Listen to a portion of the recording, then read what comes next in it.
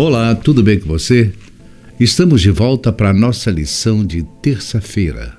Antes disso, não esqueça de compartilhar o nosso canal TV da Bíblia, deixar o seu gostei e se inscrever no nosso canal, tá bom?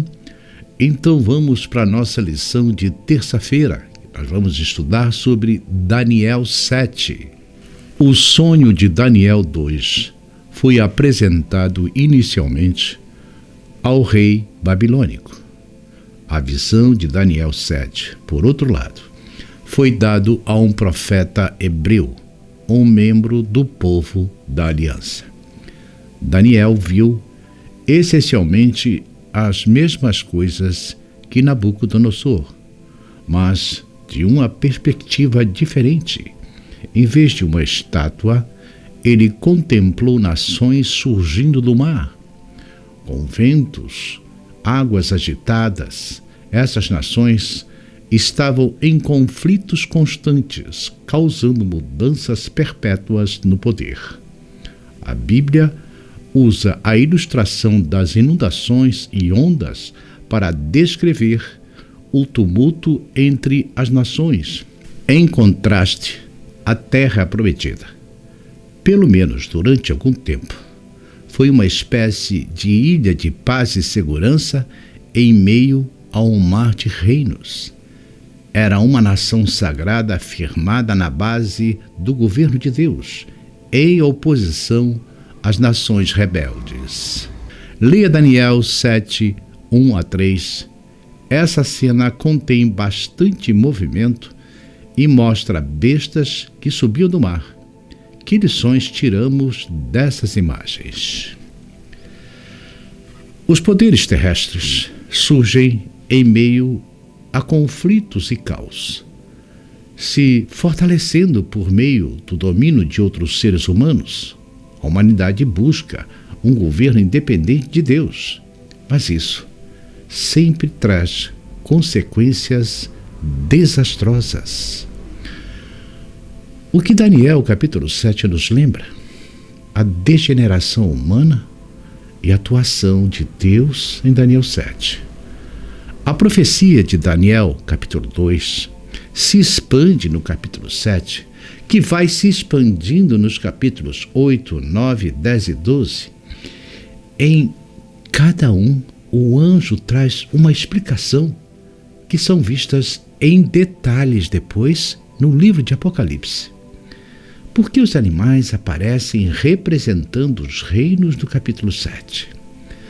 Para entrar em mais detalhes nos reinos da estátua do capítulo 2, então, a junção do capítulo 7 com o capítulo 2 nos leva a um pedaço importante da história.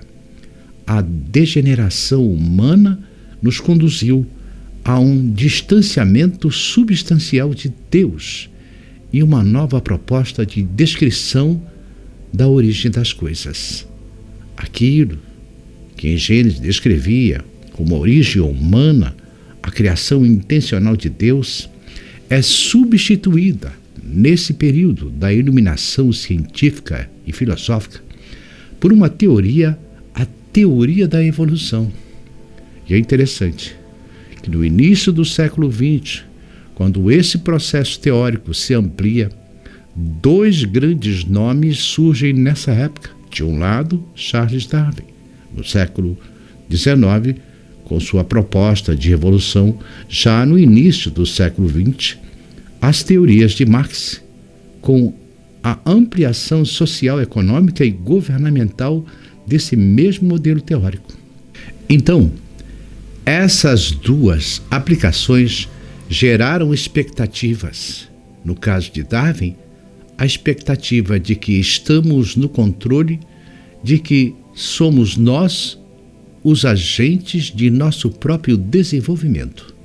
Já no contexto de Marx, a expectativa de que podemos controlar, inclusive, as estruturas complexas da sociedade, e a utopia de Marx de que a humanidade resolveria os seus problemas com o comunismo e na partilha igualitária entre os elementos e seres humanos.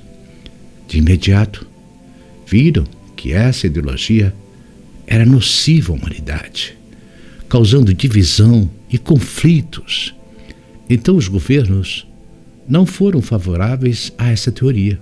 Porém, os países que se tornaram comuna e socialista se tornaram as piores tiranias da Terra.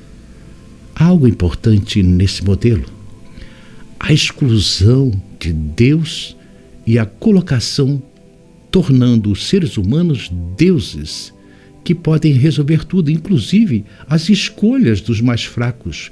Com isso, gera governos ditadores, levando a sociedade ao caos, à escravidão, à fome e à morte. Nós lemos isso na história. Então, quando a gente olha para o capítulo 7 de Daniel, aquele conflito que aparece nos animais que surgem dos mares em revolto, o que isso demonstra? Não importa que estejam no poder, se A, B, C ou D, corrente filosófica A, B, C, o resultado é sempre o mesmo. Porque a natureza humana é ruim. Sim, eu posso ter modelos de governo que sejam mais libertários ou menos libertários, mas no final das contas, o resultado será sempre o mesmo. Sim, devemos buscar liberdade, devemos buscar modelos que nos permitam a livre escolha, principalmente a religiosa. Mas ainda assim, nossa esperança não pode estar depositada nisso. E é isso que o capítulo 7 deixa bem claro. Nesse conflito, nesse balanço entre dois grandes pontos, Deus e Satanás, com suas teses, o capítulo 7 deixa evidente, de um lado, a degeneração humana nos reinos representados por aqueles animais, aquelas bestas que vão em conflito derrubando umas às outras, o juízo de Deus e a defesa de seu povo, Deus estabelecendo a ordem das coisas no juízo de Deus, que termina com a vinda do Filho do Homem e estabelecendo o seu reino que jamais será destruído. É interessante que aqui no capítulo 7 de Daniel está voltado para um povo em específico. Não é juízo sobre a humanidade, mas juízo sobre aqueles que escolheram Deus. Ou seja, Deus se levanta para defender seu povo e retirá-los do caos. Isso demonstra o caos em que a humanidade se afundou. Há uma advertência importante em que Ellen G. White faz a respeito de nossa convivência com tudo isso que aconteceu no mundo. E ela diz assim: o problema dos gentios acabaram se tornando os problemas do povo de Deus, porque eles escolheram viver como eles. Portanto, há uma grande questão: quais foram as nossas escolhas em relação àquilo que assistimos durante o exercício do mal, durante o tempo do intervalo de recuperação do pecado? Afinal de contas, se existe a recuperação, haverá um momento do exame dessa recuperação. E esse exame implica em que as escolhas que fizemos nos caminhos para Deus, ou então que soframos as consequências da reprovação. Lembrando que a reprovação na Bíblia é a morte. O salário do pecado é a morte. Bem, você quer saber mais, né? Então não perca a lição de quarta-feira, Entre a Terra e o Mar. Não esqueça de compartilhar o nosso canal, deixar o seu gostei e se inscrever, tá bom? Até amanhã, se Deus permitir.